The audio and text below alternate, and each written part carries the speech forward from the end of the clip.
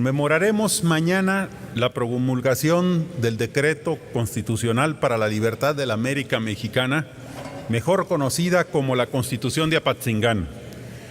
En 1814, el generalísimo José María Morelos y Pavón convocó a los representantes de todas las provincias de la Nueva España a un congreso constituyente a realizarse en Apatzingán, Michoacán. Este acontecimiento representaba la maduración del ideal plasmado en diversos documentos de contar con una patria propia y de un país en el que los mexicanos pudiésemos trazar nuestro propio destino. Los constituyentes de 1814 pusieron su mejor esfuerzo para dotar a nuestro país de bases jurídicas, un hecho en verdad relevante, pues denota que en el origen del Estado mexicano había una idea precisa del valor del derecho. La Constitución de Apatzingán, proclamada el 22 de octubre de aquel año, retoma los principales postulados de los sentimientos de la nación de Morelos y los elementos constitucionales de Ignacio López Rayón.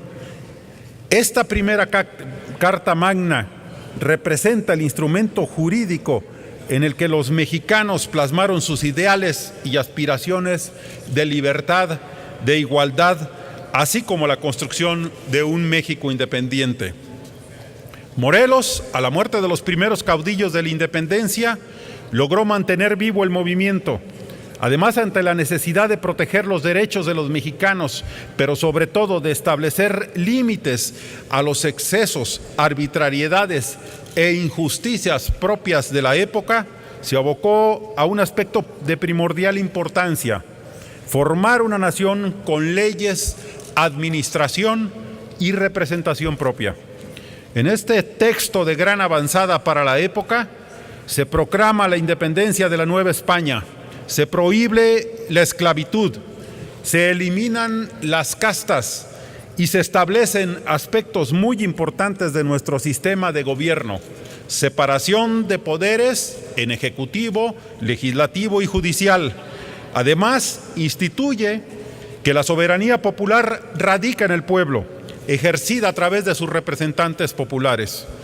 La aplicación de la Constitución de Apatzingán tuvo lugar solo en las provincias dominadas por los insurgentes. Por eso, para 1817, dichos preceptos prácticamente habían quedado en el olvido. Sin embargo, por sus disposiciones de carácter republicano, fue determinante para las constituciones posteriores que retomaron los ideales de representación popular y el sentido de la soberanía, principios que están plasmados en los textos constitucionales y legales de nuestro país y que forman parte de nuestras decisiones políticas fundamentales, es decir, de la esencia misma del Estado mexicano. Hace 200 años se inició el largo y difícil camino para constitucionalizar al país, camino que aún no ha concluido. Nuestra primera Carta Magna nació en una zona donde ahora se protagonizan grandes conflictos. Ahí donde se forjó la nación, hoy se sufren grandes tragedias. Una constitución busca no solo sujetar a gobernantes y gobernados a un marco legal, sino también a construir un sistema institucional que le permita ser operativa.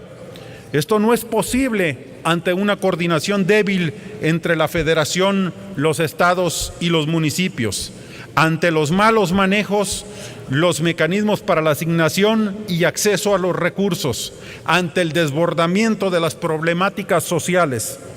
Las carencias sociales y la debilidad institucional se traducen en violencia y corrupción y están produciendo una gran crisis nacional. El fenómeno de las autodefensas, la penetración del crimen y la delincuencia en las instituciones de gobierno, la aguda crisis de Michoacán, Guerrero y otros estados nos deben llevar a replantearnos cuál debe ser el entramado institucional para enfrentar los dilemas sociales, económicos y ambientales de nuestros tiempos.